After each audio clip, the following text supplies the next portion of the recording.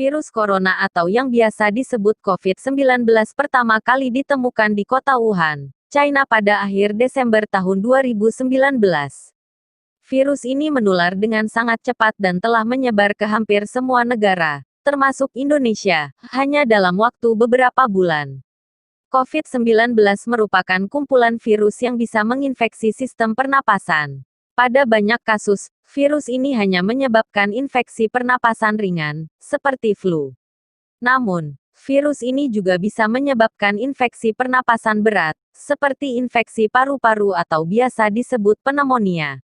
Menurut data yang dirilis Gugus Tugas Percepatan Penanganan COVID-19 Republik Indonesia, jumlah kasus terkonfirmasi positif hingga tanggal 31 Mei tahun 2020 adalah 26.473 orang dengan jumlah kematian 1.613 orang. Dari kedua angka ini dapat disimpulkan bahwa tingkat kematian yang disebabkan oleh COVID-19 di Indonesia adalah sekitar 6,1%. Dari seluruh penderita COVID-19 yang meninggal dunia, 0,8% berusia 0-5 tahun, 0,6% berusia 6-17 tahun, 3,2% berusia 18-30 tahun, 12,1% berusia 31-45 tahun, 40,2% berusia 46-59 tahun, dan 43,1% berusia 60 tahun ke atas. Dari data tersebut bisa disimpulkan bahwa risiko kematian pada pasien COVID-19 yang berusia di bawah 50 tahun lebih rendah jika dibandingkan pasien yang sudah berusia lanjut. Sedangkan berdasarkan jenis kelamin, 63,4% penderita yang meninggal akibat COVID-19 adalah laki-laki dan 36,6% sisanya adalah perempuan. Gejala awal infeksi COVID-19 bisa menyerupai gejala flu, yaitu demam, pilek, batuk kering, sakit tenggorokan, dan sakit kepala. Setelah itu, gejala dapat hilang dan sembuh atau malah memberat. Penderita dengan gejala yang berat bisa mengalami demam tinggi, batuk berdahak bahkan berdarah, sesak napas, dan nyeri dada. Gejala-gejala tersebut muncul ketika tubuh bereaksi melawan virus corona.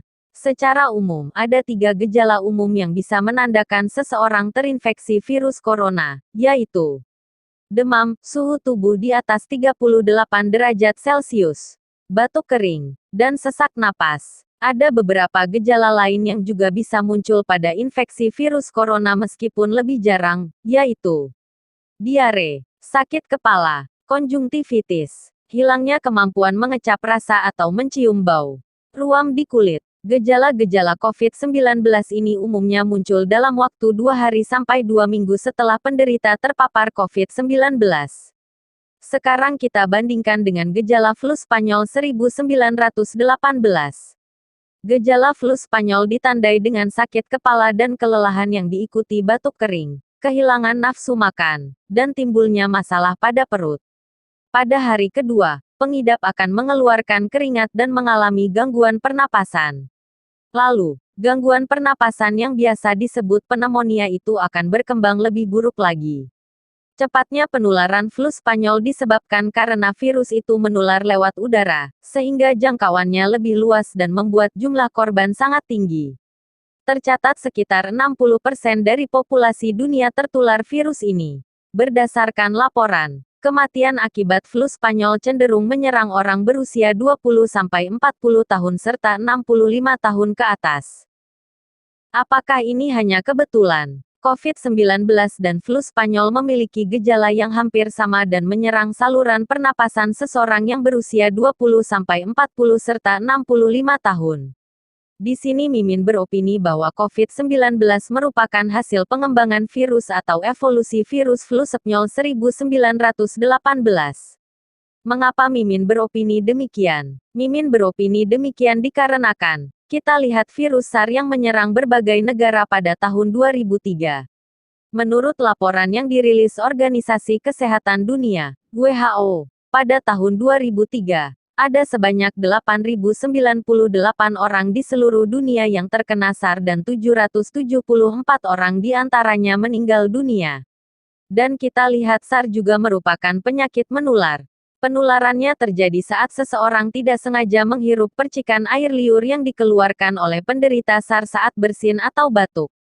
Dan saat terinfeksi virus ini, biasanya akan terjadi gangguan pernapasan mulai dari ringan sampai berat. Apakah ini juga hanya kebetulan? Flu Spanyol dan SARS memiliki gejala yang hampir sama. Silahkan komen. Apakah COVID-19 merupakan hasil pengembangan dari virus flu Spanyol atau bukan?